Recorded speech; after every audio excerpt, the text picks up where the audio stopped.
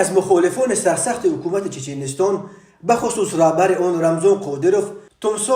عبدالرحمانوف چند روز باز در اروپا غیب شده است. این بلاگر چچن که در شویتس به سر میبرد با نزدیکان خود از میانه‌های ماه نوامبر سال روان به علاقه نبرآمده است. در این باره یک سازمان حامی حقوق در اروپا که از حقوق چچن‌ها دفاع میکند خبر داد. روز 1 دکامبر سال 2022 در تلگرام کانال ویدیویی نشر شد که گویا تومسو را به قتل رسانیدند و این ثبت ویدیویی گویا از مکان حادثه فیلم برداری شده است، ولی بسیاری هایی که به او دوستی داشتند و یا او را میشناختند در این شرح ویدیو نوشتند که این جسد به تومسو مانند نیست. کاتب مطبوعات انجمن چچن‌های اروپا شمیل الباکوف روز 2 دکامبر سال 2022 در صحبت با رسانه کافکاسکی اوزل گفته است که تا به حال ما یگان معلومات معتمد و دقیق درباره مرگ تومسو در دست نداریم.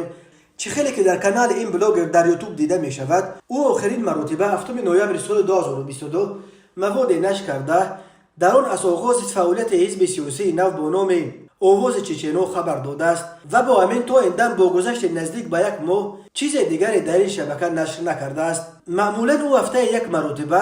در شبکه خود مواد نو نشر میکرد و این تعطیل طولانی سبب تشویش دوستان و حامیان حقوق انسان شده است. باید گفت که سال 2020 در مکان زیستش او را قصد کشتن کرده بودند. رسانه‌های شوئدی خبر دادند که سوءقصد کننده رسلان مامایف بوده، شهروندی روسیه دارد و با همکاری یک روستبار دیگر با نام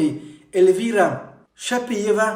وارد منزل تومسو شده با بلغه به تومسو در افتاده است، ولی تومسو مقاومت نشان داده این حمله‌گر را از پای افشانده سپس به پلیس شوئد خبر داده است. سال 2021 این 2 نفر را که گمان می رود آدمان رمضان قادروف و یا افراد به او نزدیک باشند با جرم سوءقصد به جان تومسو عبدالرحمانوف در شوئد به دادگاه کشیدند و به رسلان مامایف 12 سال و به الویرا